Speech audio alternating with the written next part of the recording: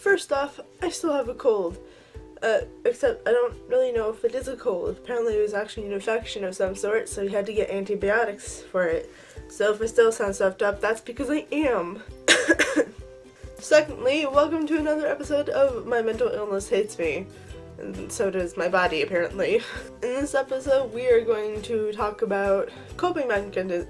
I can't fucking speak.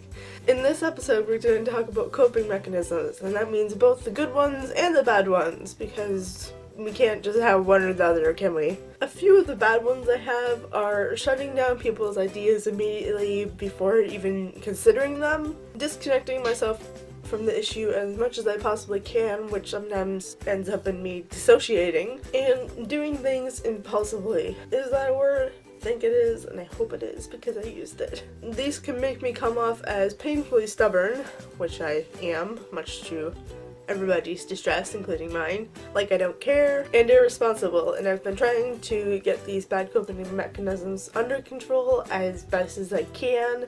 Obviously it doesn't work all the time, but you know, I do what I can when I can.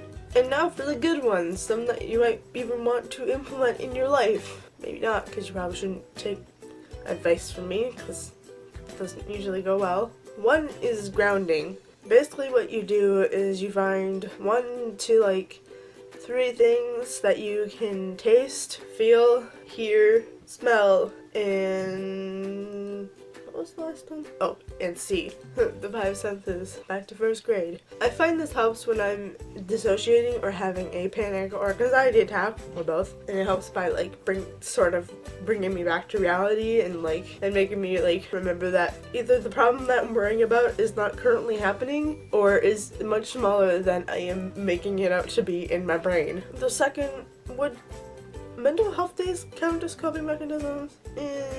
Not really. Okay, so the second one would be probably journaling. And I know everybody says this, you should journal, but it actually really helps. Journaling really helped me learn how to put what I was feeling and thinking into words rather than just having it floating around my head all the time. This is my current journal. As you can see, it's pretty packed full, and that is because I have had it since March 23rd of 2015 and kept forgetting to write in it, which is probably why I have not finished it sooner. It contains literally the past 3, I don't know how to count, or so years of my life. And that's another reason why keeping a journal has helped. It reminds me that my life has been progressing, even if I can't remember most of it because of my depression. And the final one I will talk about is cleaning. Yes, cleaning, the thing that nobody likes doing.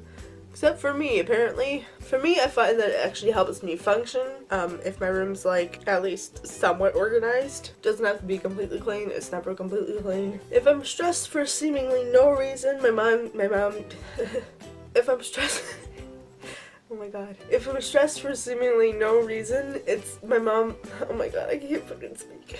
If I'm stressed for seemingly no reason, my mom usually finds that it's because my room is a disaster because I've either been too distracted to clean it or I'm just too stressed to clean it. And cause if it gets too dirty, then cleaning it is stressful too.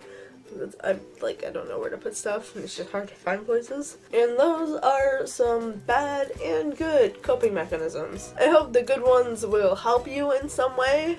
However, I don't recommend ever listening to me because I give really bad advice.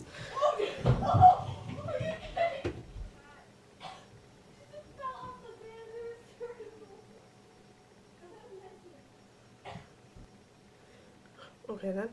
Next week I'll either be talking, I don't know why I clapped. Next week I'll either be, oh my god. Next week I'll either be talking about insomnia or dissociation. I haven't really figured out which yet. So if you have any ideas or suggestions, let me know. Because I don't know, because I like hearing input from people. It makes me feel special, sure. Thank you for watching and dealing with my nasally ass voice, and I will see you next time. Goodbye. I'm literally dying. Please send help.